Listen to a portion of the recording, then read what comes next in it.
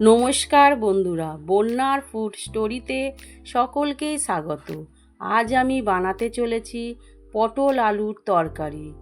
আজকের রেসিপিটি যদি আপনাদের ভালো লাগে তাহলে লাইক, কমেন্ট, সাবস্ক্রাইব করতে ভুলবেন না। চলুন রেসিপিটি শুরু করা যাক।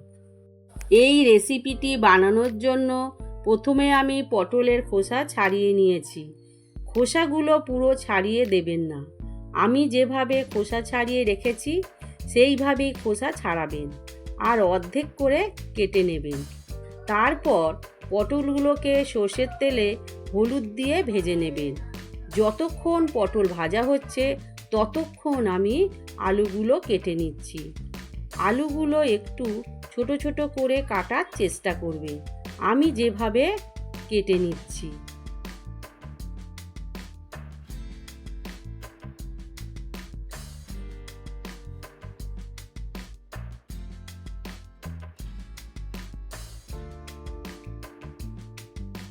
এবার পেঁয়াজগুলোকেও কুচি কুচি করে কেটে নেবেন।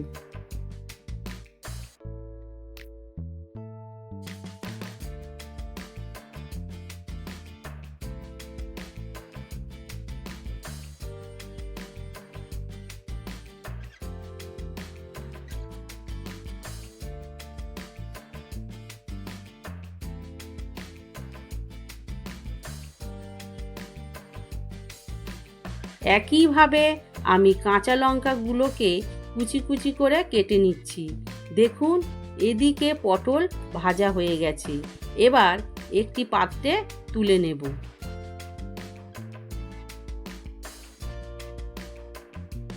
ওই তেলেই কেটে রাখা আলুগুলো দিয়ে ভেজে নেব।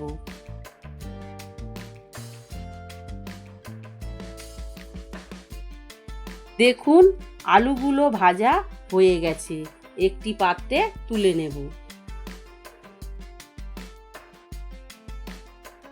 এই তেলের মধ্যেই তেজপাতা, শুকনো লঙ্কা, জিরে ফোড়ন দিয়ে তাতে কুচি করা পেঁয়াজ, কাঁচা লঙ্কা দিয়ে দেব।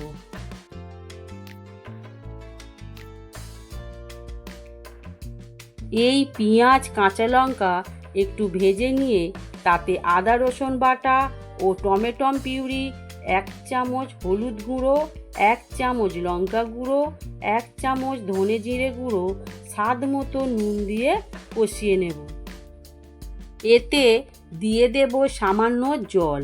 কিছুক্ষণ কষানোর পর তেল ছেড়ে এলে তাতে দিয়ে দেব ভেজে রাখা পটল আলু দিয়ে মশলার সাথে ভালো করে মাখিয়ে নেব।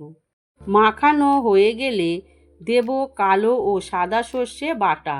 তারপর তাতে পরিমাণ মতো জল দিয়ে 10 মিনিট ঢাকনা চাপা দিয়ে রাখব। এভাবে আলু পটলের তরকারি বানালে এর টেস্ট হবে খুব দুর্দান্ত।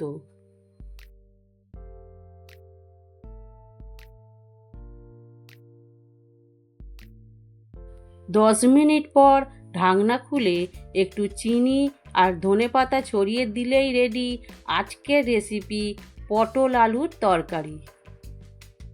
রেসিপিটি ভালো লাগলে কমেন্ট করবেন আর ভিডিওটি দেখার জন্য ধন্যবাদ।